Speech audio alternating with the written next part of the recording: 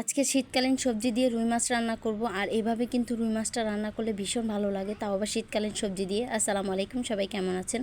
আলহামদুলিল্লাহ, আমিও ভালো আছি আপনাদের দোয়ায়। এই তো প্রতিদিনের মতন আরেকটা ছোট্ট ভিডিও নিয়ে আপনাদের সাথে হাজির হয়ে গেলাম। সকাল সকাল ঘুম থেকে উঠে এক কাপ চা না হলে তো হয়ই না। আজকে ভাবলাম যে একটু বিস্কুট দিয়ে চা খাই, আর এই বিস্কুটটা আমার এত ভালো লাগে, বিশেষ করে চা দিয়ে খেতে।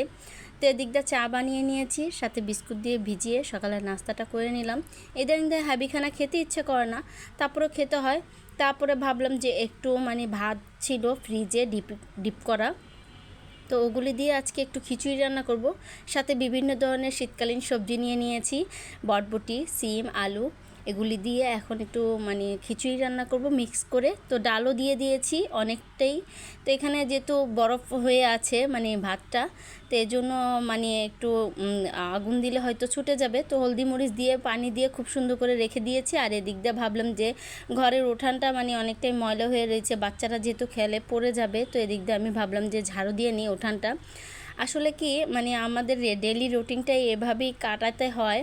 মাঝে মাঝে মনে হয় কি যে এই রুটিনটি যদি না কাটাতাম তাই তো হয়তো ভালোই হইতো।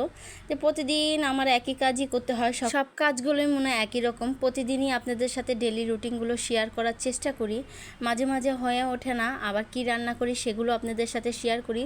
তো এই তো এখানে আমার খিচুড়ি রান্নাটা হয়ে গেছে। আজকে খিচুড়িটা এত মজা হয়েছে, শীত বেশি একটা পড়ে নাই, রাত্রেবেলা শীত লাগে আর দিনের বেলা ঠাডা মার্কা গরম।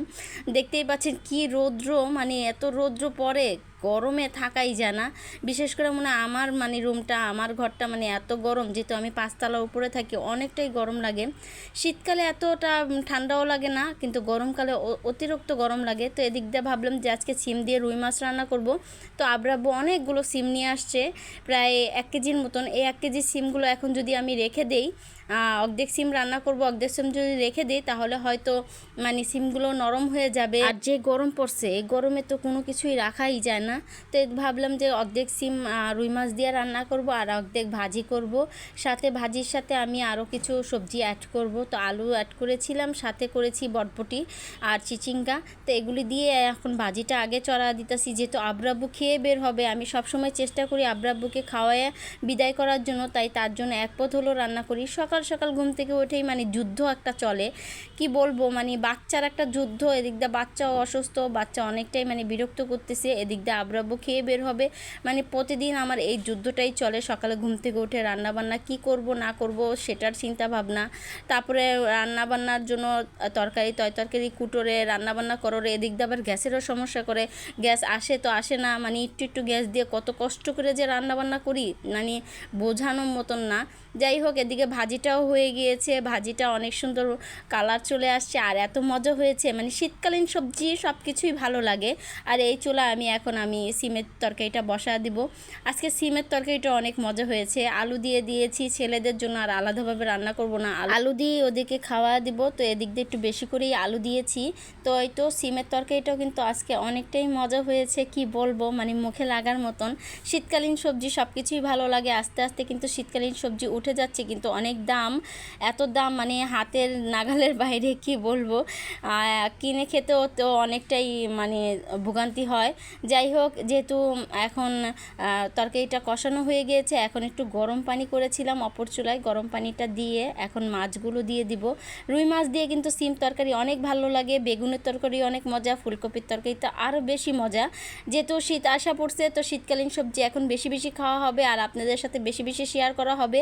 আর এদিকে আমি তরকারিটা বসা দিয়ে ভাবলাম যে অন্য ধরনের কাজগুলো করে নিই। এদিক দিয়ে হাঁড়ি পাতিল অনেকটাই জমে গিয়েছে, কি করব বলেন।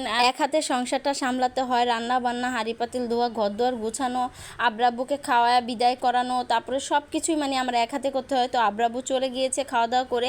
এদিক দিয়ে আমি ভাবলাম হাঁড়ি পাতিলগুলো ধুয়ে তো বাচ্চাদেরকে গোসল মোসল করে দিয়ে তারপরে ওদেরকে খাওয়া দিব। এদিক দিয়ে আমি আরও কিছু কাজ করে নিব, কারণ অফ ক্যামেরাতে অনেকগুলো কাজ করে নিয়েছি, কারণ ভিডিও তো সব বেশি করা যায় না, লং হয়ে যাবে ভিডিওটা। এদিক দিয়ে ঘরদোর গুছিয়ে উঠিয়ে তারপরে এই তো আমি এখন আসলাম, দেখি তরকারিটা প্রায় হয়ে গিয়েছে আর এত সুন্দর ঘ্রাণ চলে আসছে, কালারটাও মাশাআল্লাহ দারুণ আসছে, খেতেও কিন্তু অনেকটাই মজা হয়েছে।